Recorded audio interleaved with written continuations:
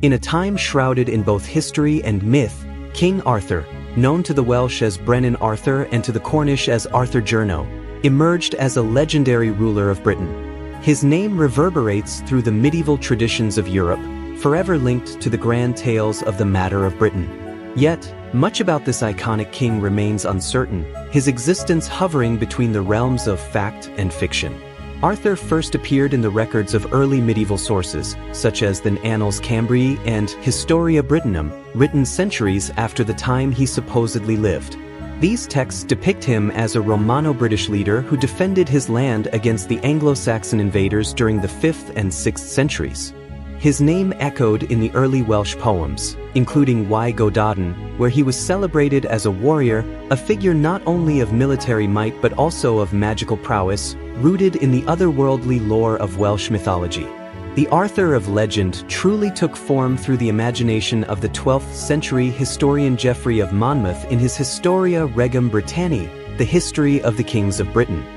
Here, Arthur's legend expanded into a rich tapestry of narrative, the son of Uther Pendragon, wielding the magical sword Excalibur, aided by the wizard Merlin, and married to the noble Guinevere.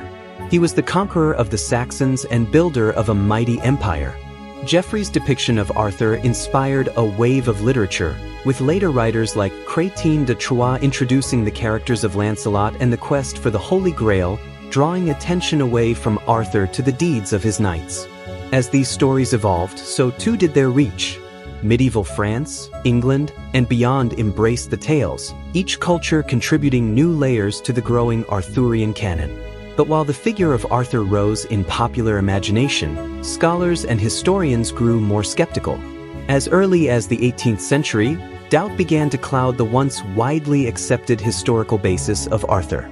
By the 19th century, the academic consensus shifted towards the notion that Arthur was more a figure of myth than fact.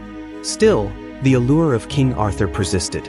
In the 20th and 21st centuries, his story continued to inspire writers, filmmakers, and audiences, keeping alive the question, was there ever truly a King Arthur?